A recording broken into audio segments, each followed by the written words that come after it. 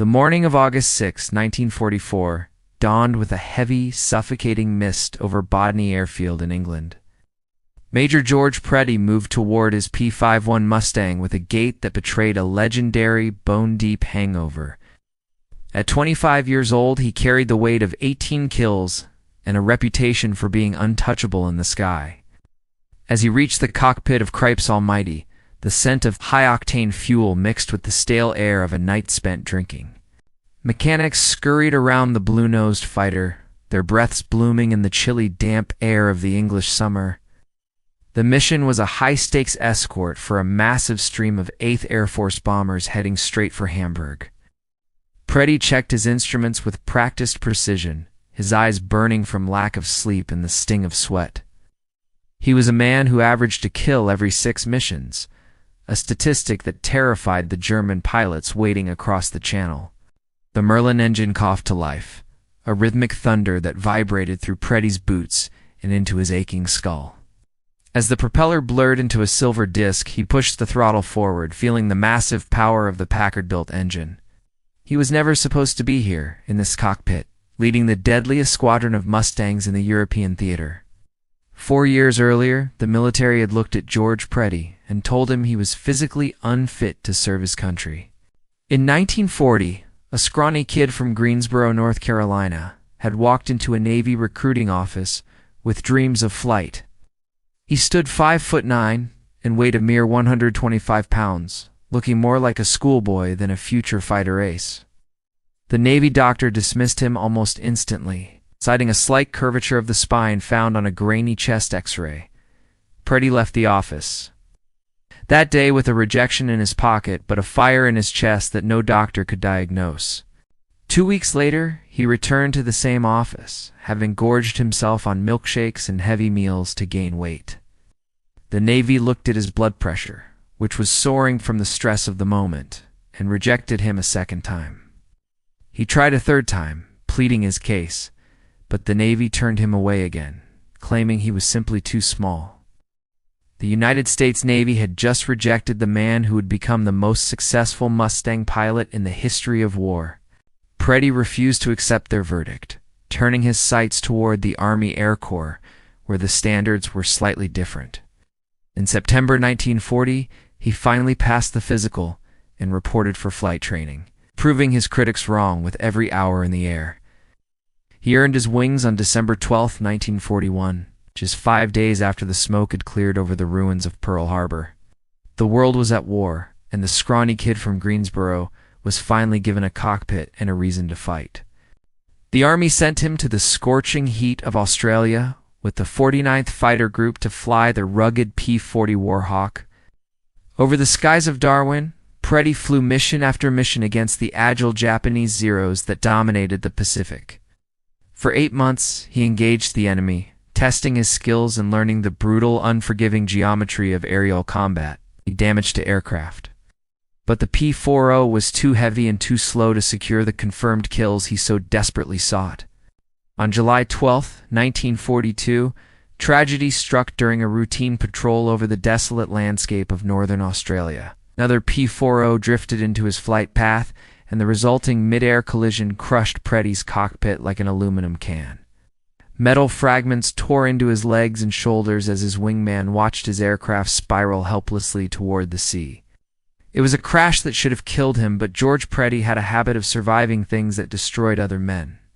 He spent 4 agonizing months in an Australian hospital, undergoing surgeries to remove 17 pieces of jagged shrapnel. Doctors told him his flying career was finished, that his body was too damaged to handle the G-forces of combat maneuvers. The Army disagreed, and after 8 months of brutal rehabilitation, Preddy received orders that would change his life in England. In July 1943, he joined the 352nd Fighter Group at Bodney. Ready to trade the P-40 for the massive P-47 Thunderbolt, he named his new aircraft Cripes Almighty, a phrase he shouted whenever the dice went his way in a game of poker. The Thunderbolt was a massive 7-ton beast that frustrated Preddy with its heavy handling and limited fuel capacity. It burned 200 gallons of fuel per hour, meaning he could only escort bombers to the German border before turning back. The Luftwaffe pilots knew this and stayed deep inside German territory, waiting for the American escorts to leave the bombers alone. Preddy flew mission after mission into the heart of Europe without seeing a single enemy aircraft in his gun sights.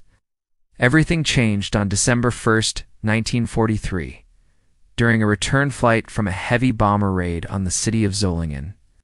He spotted a Messerschmitt Bf-109 diving on a crippled B-17, its cannons already beginning to tear the bomber apart. Preddy dove, his 8.50 caliber machine guns roaring to life for the first time in a successful, lethal engagement. The German fighter vanished in a cloud of debris and flame as Preddy's tracers found the fuel tanks and the engine. His first confirmed kill had taken over 2 years of combat flying, but the floodgates of victory were finally open. By April 1944, the 352nd transitioned to the North American P-51 Mustang, a plane that felt like an extension of Preddy's soul. The Mustang was fast, agile, and carried enough fuel to follow the bombers all the way to Berlin and back. Preddy became an official ace on May 13th, shooting down to Bf-19s over the town of New Brandenburg in a display of skill. By the evening of August 5th, 1944, his score had climbed to 18 confirmed victories, making him a legend in the 8th. That night, the 352nd held a war bond party, and the weather forecast promised thunderstorms that would ground all flights. Preddy drank until the early hours of the morning, celebrating with his fellow pilots and letting his guard down for once. At 4 o'clock, the base siren wailed, shattering the peace of the night and calling the pilots to the briefing room immediately. The weather had cleared unexpectedly, and a massive bomber escort to Hamburg was now scheduled for first light. Preddy arrived at the briefing with 3 hours of sleep and enough alcohol in his system to fail any modern sobriety test. His squadron commander, Lieutenant Colonel John Mayer, looked at his lead pilot and saw a man who was barely standing. Mayer knew that Preddy was in no physical condition to fly, but he also knew the sheer talent that lay behind those bloodshot eyes. He made a decision that would rewrite the record books, clearing Preddy for the mission and watching him taxi toward the runway. The P-51D that Preddy flew that morning was a masterpiece of aeronautical engineering, refined by 3 long years of total war. Its Packard Merlin engine hummed with 1,400 horsepower, a mechanical heart that was ready to carry Preddy into history. Each wing of the Mustang carried 4.50 caliber machine guns, loaded with 1,600 rounds of armor-piercing and incendiary ammunition. The aircraft could reach 437 miles per hour and climb to 30,000 feet in just 13 minutes of sustained vertical effort. But the Mustang's greatest weapon was its range, allowing pilots to stay with the bombers through the most dangerous parts of Germany. Luftwaffe pilots used to attacking unescorted bombers were suddenly finding Mustangs waiting for them deep in their own backyard. Preddy had spent 17 months over Europe developing a style of aerial combat that was as beautiful as it was lethal. While other pilots waited for the enemy to make a mistake, Preddy used his aggression to force the enemy into panic. He pushed his Mustang to its aerodynamic limits, attacking from angles that other pilots considered far too risky to attempt. His gunnery was aided by the K-14 gyroscopic sight, a revolutionary piece of technology that calculated lead angles automatically. At 30,000 feet over the cold, gray North Sea, Preddy led his flight of 4 Mustangs toward the bomber rendezvous point. His headache was a rhythmic pounding behind his eyes, but it vanished the moment he crossed into hostile German airspace. Below him, the B-17 flying fortresses looked like silver specks crawling across the patchwork fields of the German countryside. Over 200 bombers flew in tight defensive boxes, their gunners scanning the horizon for the first signs of the Luftwaffe. German radar had been tracking the American formation since it crossed the Dutch coast, vectoring interceptors toward the stream. The Luftwaffe pilots climbing to meet them were not green recruits. They were veterans who had survived the Eastern Front. They knew that to kill a Ferengian bomber, they had to get close and put cannon shells directly into the engines. Their Bf-109 G6S carried 20mm cannons that could saw a B-17 wing off with a single well-placed burst of fire. Preddy spotted the enemy formation at 11 o'clock high. A massive group of 30 fighters positioning for a head-on attack.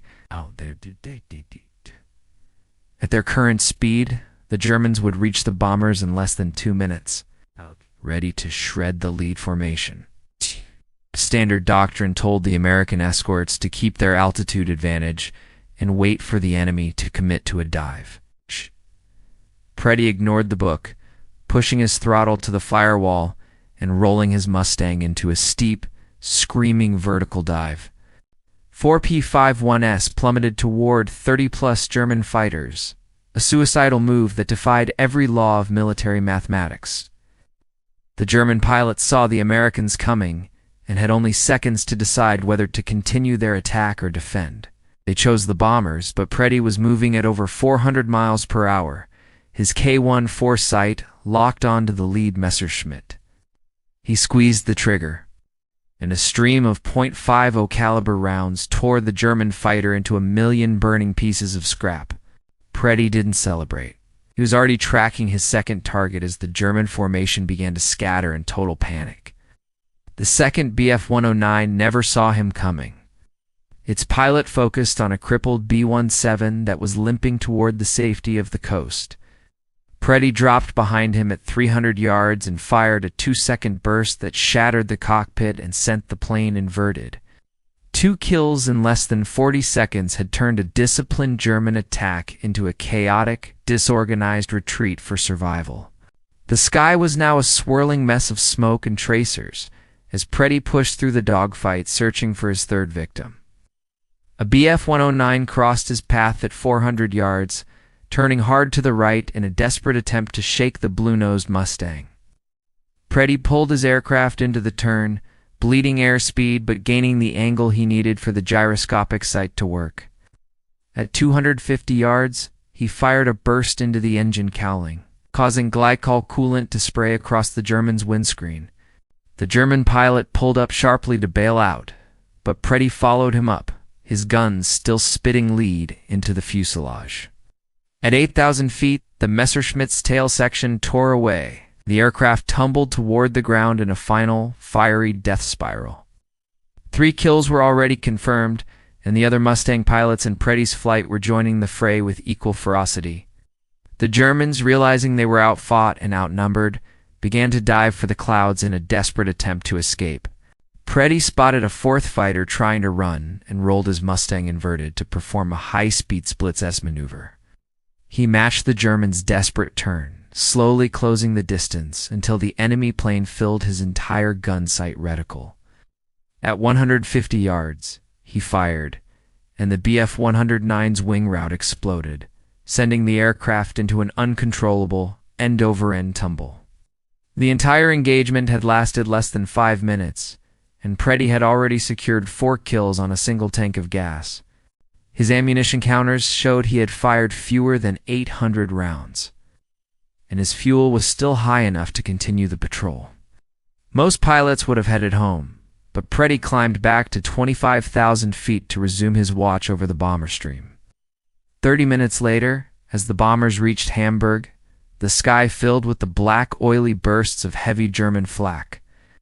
The B-17s dropped their payloads into the smoke below and turned for the long, dangerous flight back to England. German fighters that had been waiting for the return trip began to climb from hidden airfields located to the south. Preddy spotted 2 more Bf-19s positioning for an attack on a straggling bomber that had been damaged by the flak. He dove from the sun, closing to within 200 yards before his guns erupted again, vaporizing the lead German instantly. That was 5 kills. Preddy had become an ace in a single mission, but he wasn't finished with the Luftwaffe yet. The second German pilot saw his wingman die and broke into a hard right dive, heading for a thick cloud layer at 12,000 feet. Preddy followed him down, matching every evasive maneuver the veteran German pilot could throw at the pursuing Mustang. They spiraled toward the earth, reversing direction twice as they fought for a position that would mean life or death. At 5,000 feet, The German tried to run in level flight, believing his aircraft could outpace the Mustang at low altitude. He was wrong. Preddy closed the gap to 100 yards and emptied his remaining ammunition into the German's engine and cockpit. The Bf-109 caught fire and crashed into a farm field outside Hamburg, marking Preddy's 6th kill of the morning flight. George Preddy had just become one of only 38 American pilots to achieve ace in a day status during the war. His total score now stood at 23.83 victories, making him the highest-scoring active ace in the entire European theater. The 8th Air Force nominated him for the Medal of Honor, though the award was later downgraded to the Distinguished Service Cross. Despite the bureaucratic change, his fellow pilots knew the truth. George Preddy was the most dangerous man in the sky. The Army rewarded his incredible performance with a 30-day leave back in the United States to help sell war bonds. He left England in late August, unaware that his greatest triumph was setting the stage for his eventual tragic end. Preddy spent September 1944 touring the United States, his face plastered across newspapers as the deadliest pilot in Europe. He visited his family in Greensboro, but he hated the spotlight, feeling out of place among the generals and the flashing cameras. While he smiled for the public, the air war over Germany was reaching a terrifying and bloody climax for those left behind. The Luftwaffe had lost 2,000 pilots that summer, replacing them with boys who had fewer than 80 hours of flight time. American losses were also mounting. The 600 heavy bombers lost between June and September in the brutal war of attrition. The 352nd Fighter Group continued to fly without their leading ace, but one of its squadrons was beginning to falter. The 328th Fighter Squadron had a morale problem, consistently underperforming compared to the other units in the group. They flew the same planes and had the same training, but they lacked the aggressive spirit that Preddy had instilled in his men. On October 28, 1944, Preddy returned to England and was met by John Mayer, who had a new difficult assignment for him. Instead of returning to his old squadron, Preddy was given command of the struggling 328th with a simple mission: fix it. He gathered his new pilots in a drafty briefing room, but he didn't give them a speech about glory or the American way of life. He told them they were there for one reason: to destroy German aircraft, and everything else they did was a distraction. The transformation of the 328th began that very afternoon as Preddy overhauled their tactics and their mindset for combat. On November 2nd, he led them on a mission over Merseburg, where they encountered a massive swarm of intercepting German fighters. What happened next stunned the 8th Air Force, as the 328th shot down 25 German aircraft in a single afternoon. It was the highest single mission score for any squadron in the history of the war, and Preddy himself accounted for one. Using the K-1 for sight, he destroyed a Bf-109 at extreme range, proving that his skills had not dulled during his time at home. The next day, he downed a Focke-Wulf FW-190, and within a week, the 328th was the top-performing squadron in the group. Pilots who had once hesitated now pressed their attacks with a ferocity that mirrored their new commander's aggressive style. Preddy flew every mission at the front of the formation, taking the most dangerous positions to show his men how it was done. By early December, Preddy's official score had reached 26.83 aerial victories, the highest ever recorded for a P-51 pilot. He had also destroyed 5 enemy aircraft on the ground during dangerous strafing runs against heavily defended Luftwaffe airfields. German intelligence had identified the Blue-Nose Mustangs as a primary threat, warning their pilots to avoid them at all costs. Preddy had become the hunter that the German aces feared most, a phantom in the sky that brought death to anything it saw. On December 16, 1944, the situation on the ground shifted as the German army launched a massive offensive through the Ardennes. 3 German army groups smashed into American lines, beginning what history would forever call the Battle of the Bulge. The attack was a complete surprise. An American ground commander sent desperate, frantic pleas for immediate air support.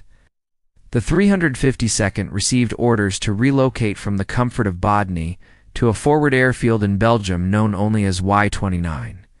The base was located near the town of Asch, sitting less than 15 miles from the rapidly shifting German front lines. Preddy led his squadron across the English Channel, unaware that he had less than 48 hours left to live his life. Airfield Y-29 was a desolate place, consisting of a single steel plank runway and a few rows of freezing canvas tents. Pilots who were used to hot meals and heated barracks now slept in the mud and ate cold rations in the biting winter wind. The runway sat in a shallow valley, and on clear days the pilots could see German artillery shells exploding on the eastern hills. Enemy aircraft occasionally strafed the field, and the base was harassed by small arms fire during its very first night. But the greatest danger at Y-29 didn't come from the Germans. It came from the American anti-aircraft guns ringing the field. The chaos of the German offensive had created a defensive nightmare where no one knew who was a friend or a foe. German commandos were operating behind the lines in American uniforms, causing panic and paranoia at every Allied checkpoint. Rumors of German paratroopers dressed as priests or soldiers spread through the camps, making every man a potential suspect. Anti-aircraft gunners were under constant tension, with standing orders to fire on any aircraft that didn't identify itself instantly. The procedures for recognition were simple in theory, but proved to be impossible to maintain in the heat of active combat. Approaching pilots were supposed to radio ahead and rock their wings, but damaged radios and frozen flare guns were common. Gunners on the ground, terrified of being strafed by a Focke-Wulf, often opened fire before a pilot could finish his signal. Friendly fire incidents had claimed American lives throughout the war, from the hills of Sicily to the beaches of Normandy. At Y-29, the problem was acute because the base sat directly under the flight paths used by the Luftwaffe to attack the front. German fighters approaching from the east looked nearly identical to Mustangs when viewed from the ground at high speeds. The 430th Anti-Aircraft Artillery Battalion was responsible for the base's defense, armed with the deadly M45 quad mount. These carriages held 4.50 caliber machine guns capable of spitting out over 2,000 rounds of lethal lead every minute. The weapons were devastatingly effective against low-flying planes and made no distinction between a German cross and an American star. December 24th brought a brief, eerie pause to the air war as low clouds and thick fog grounded almost every aircraft. The pilots at Y-29 spent a somber Christmas Eve in their tents, sharing bottles of whiskey they had smuggled over from England. The mood was quiet as they listened to the distant rumble of artillery, knowing the weather would clear by the next morning. Preddy spent the evening reviewing reports, knowing that the Luftwaffe would make a major push as soon as the sun appeared. American commanders needed fighters over the roads at first light to protect the supply convoys moving toward the Bastogne Bulge. Any German aircraft caught attacking the ground troops had to be destroyed before they could wreck the fragile Allied supply lines. Preddy's orders were clear: find the enemy and kill him before he could do more damage to the men in the foxholes. Christmas morning dawned cold and clear, with a layer of frost covering the silver wings of the Mustangs on the flight line. Ground crews had worked through the night, swarming the engines with heaters and checking the guns for any signs of freezing. By 6 o'clock, the aircraft were ready, and Preddy briefed his pilots in a tent warmed by a single sputtering kerosene heater. The patrol would cover the sector between Liege and the German border, where intelligence reported heavy enemy air activity. 10 P-51 Mustangs taxied to the runway at 7:30, their engines echoing through the valley as they prepared for the morning's work. Preddy's aircraft, Cripes Almighty 4, was fully loaded with ammunition and external fuel tanks for the long patrol ahead. His instruments were normal as he took off into the frozen sky, climbing steadily toward the designated patrol altitude of 15,000 feet. Below him, the American gunners tracked his flight with nervous fingers, their sights following the silver specks into the clouds. George Preddy had less than 4 hours left to live, and the men who would kill him were wearing his same uniform. The patrol flew east toward Liege. with Preddy leading the formation of 10 Mustangs through the crisp winter morning air. For nearly 3 hours, the sky remained empty of enemy fighters, as the Luftwaffe conserved its strength for a larger effort. The sun cast long, dramatic shadows across the snow-covered Belgian countryside, a beautiful scene that belied the violence below. At 10:30, the radio crackled with a call from ground control, reporting a massive dogfight in progress to the southeast. American aircraft were being swarmed and needed immediate assistance, and Preddy acknowledged the call with a sharp, calm voice.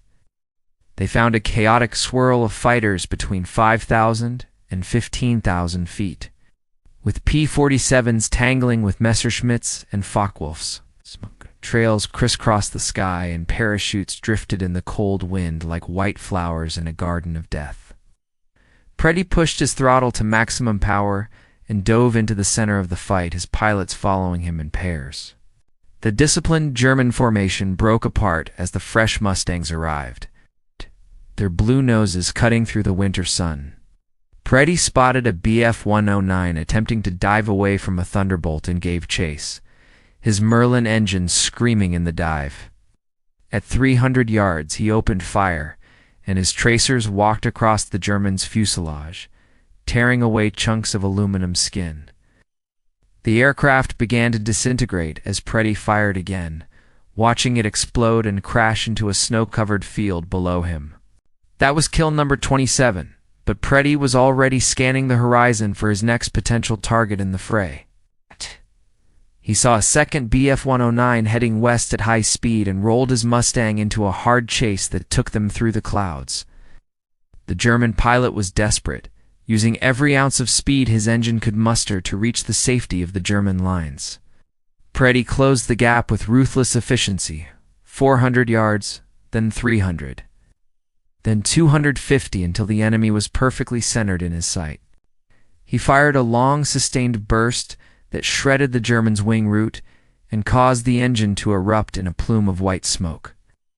The German canopy flew off, and a figure tumbled out as a parachute blossomed against the gray backdrop of the clouds. Kill number 28 was confirmed, marking the final aerial victory for the man who had become a legend in the 8th. Preddy climbed back to 8,000 feet and rejoined his wingman, Lieutenant James Carty, as the main engagement began to fade. The sky was clearing of enemy aircraft, and the American pilots were beginning to reform their flights to head back to base. Then the radio crackled again with a desperate report of a lone German fighters strafing an American supply convoy near Liege. Soldiers were dying in the ditches. The convoy was being torn apart by cannon fire from a low-flying Focke-Wulf FW-190. Preddy acknowledged the request for help and turned his Mustang toward the southeast, with Carty tucked tightly on his wing.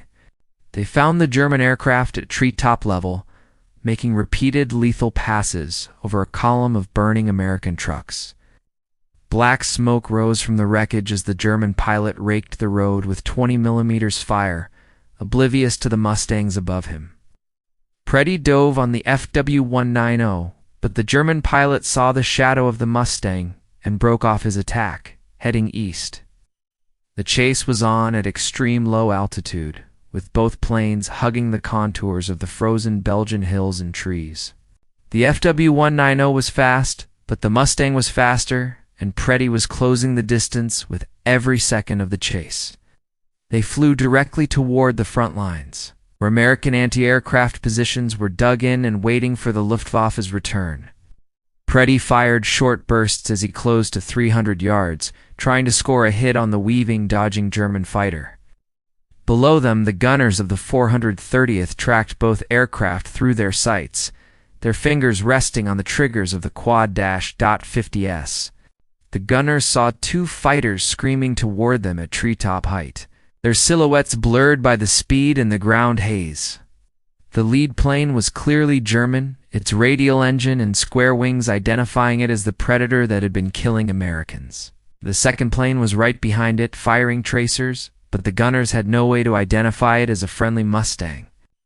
At that speed and altitude, AP-51 looked nearly identical to a Bf-109 to a man who had seconds to make a choice. Radio communication was non-existent, and there was no time for the recognition procedures that looked so easy in the manuals. They saw a German plane and another fighter chasing it, and they made the split-second decision to engage both targets at once. The M45 quad mount erupted, sending 4 streams of heavy .50 caliber rounds into the path of the approaching aircraft. 2,000 bullets per minute tore through the air, creating a wall of lead that no aircraft could hope to fly through and survive. The German pilots saw the tracers and banked hard to the left, diving into a deep ravine and escaping into the safety of the east. Preddy flew directly into the center of the stream of American fire, his Mustang shuddering as multiple rounds struck the engine. Oil sprayed across the windscreen, blinding him, and his flight controls went dead as the hydraulic lines were severed by the lead. Preddy reacted with the instincts of a veteran, pulling back on the stick to gain enough altitude for a desperate bailout. The Mustang climbed sluggishly to about 200 feet, where Preddy managed to release the canopy and let it fly away in the wind. Another burst of ground fire struck the aircraft as it rose, and witnesses on the ground saw Preddy slump forward in his seat. The Mustang rolled inverted and dove toward the earth, and at the last possible second, Preddy fell from the open cockpit. His parachute deployed, but there was no time for the silk to catch the air before he struck the frozen Belgian soil. Major George Preddy was dead at the age of 25, killed less than 15 miles from the base where he had started. He had survived 143 missions and a mid-air collision, only to be taken down by the very men he was trying to protect. The gunners who fired the rounds never knew his name, and they never knew they had killed their own greatest flying ace. News of his death reached Y-29 within hours, sending a wave of shock and grief through the pilots of the 352nd. Initial reports were confused, with some believing he had been hit by German flak or downed in the dogfight earlier that morning, but the truth emerged slowly as Army investigators examined the crash, site, and interviewed the gunners of the 430th Battalion. They determined that the gunners had followed their training and their standing orders to engage any unidentified low-flying aircraft. No charges were filed, and no disciplinary action was taken, as the incident was ruled a tragic, unavoidable accident of war. Lieutenant Colonel John Mayer was tasked with writing the official report on the death of the man he had called the greatest. He had to document how the finest pilot in the 8th Air Force had died at the hands of his own American countrymen. Mayer recommended Preddy for a posthumous Medal of Honor, but the High Command denied the request, citing the nature of his death.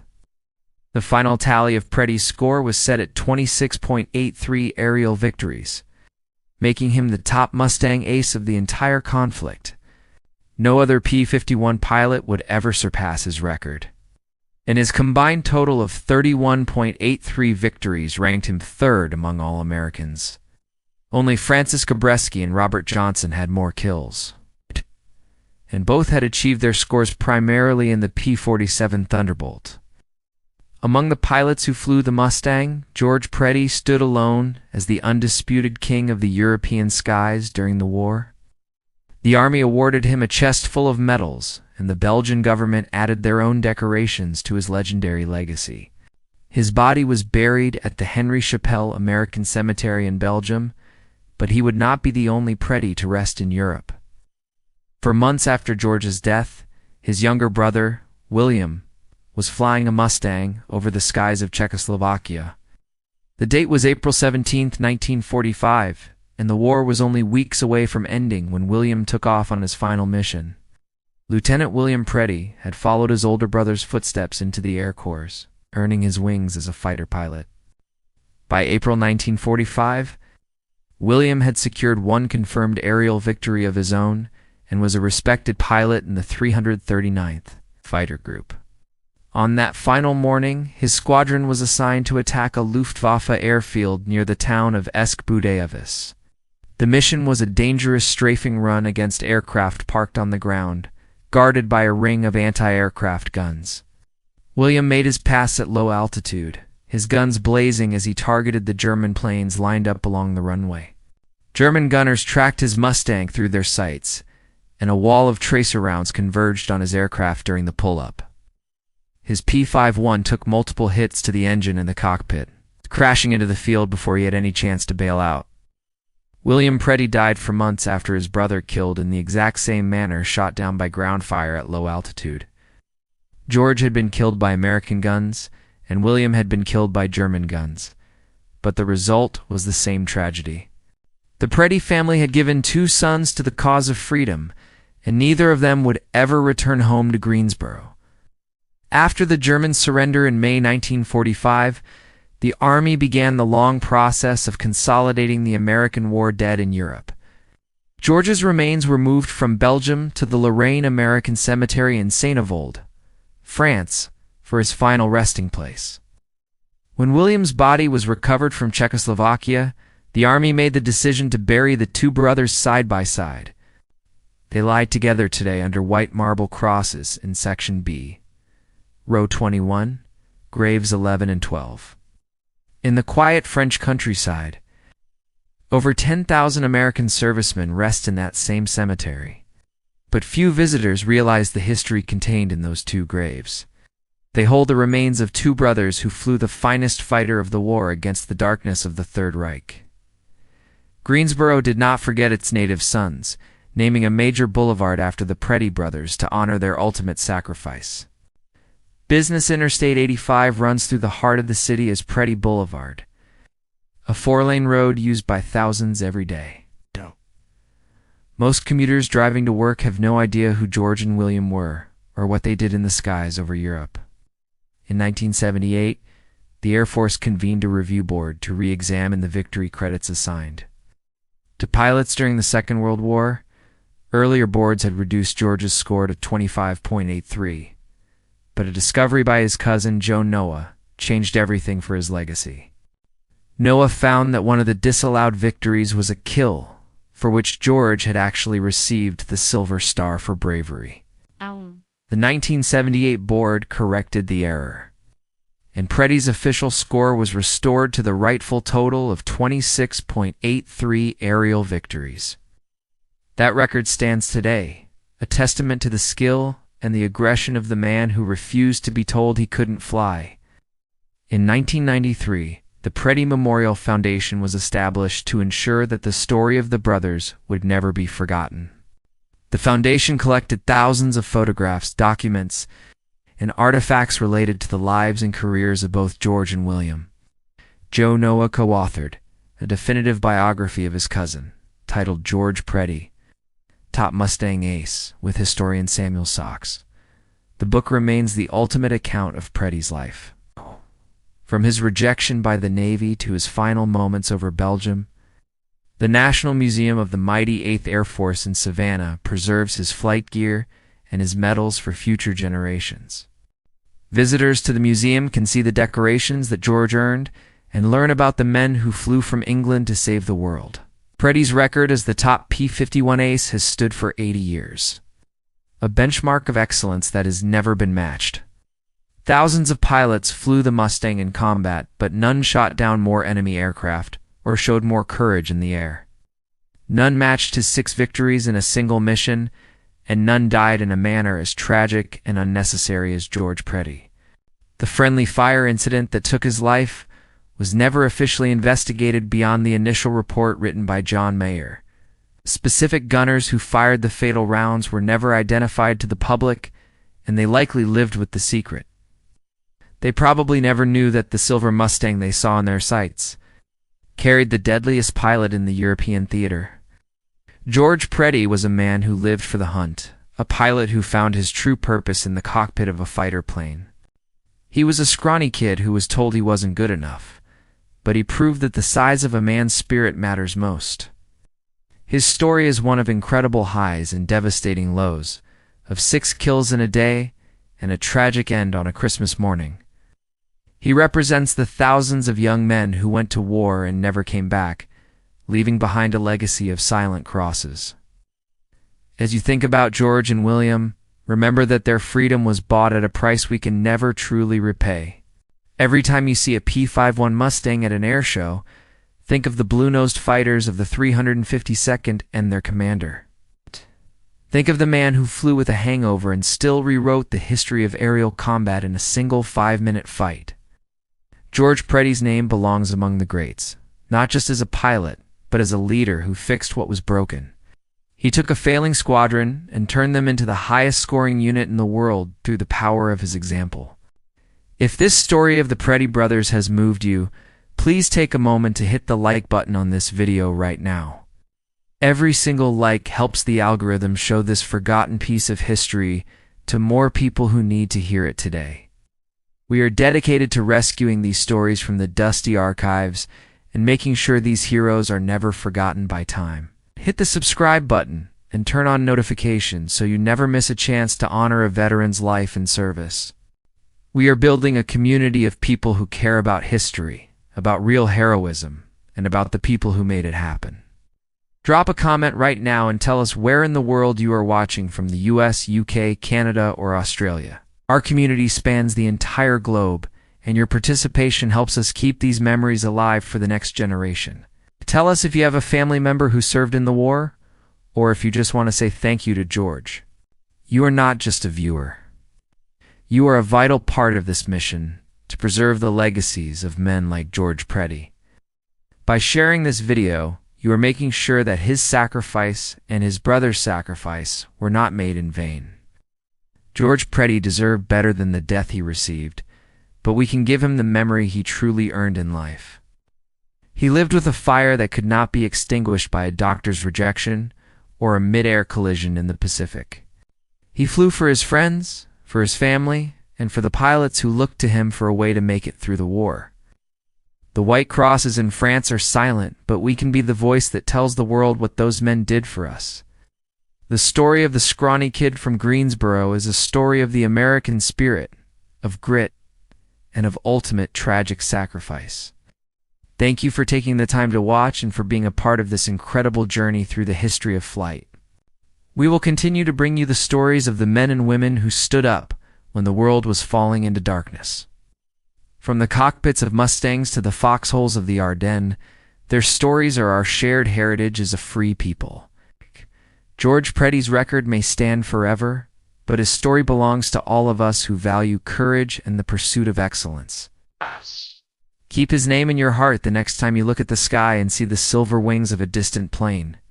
Thank you for making sure that George Preddy and his brother William do not disappear into the long silence of history. He was the deadliest Mustang pilot to ever fly, and today you have helped ensure that the world remembers his name. We will see you in the next story, where we will honor another hero who gave everything for the world we live in. Until then, keep the memory of the Blue-Nosed Bastards alive and well in everything you do and say today.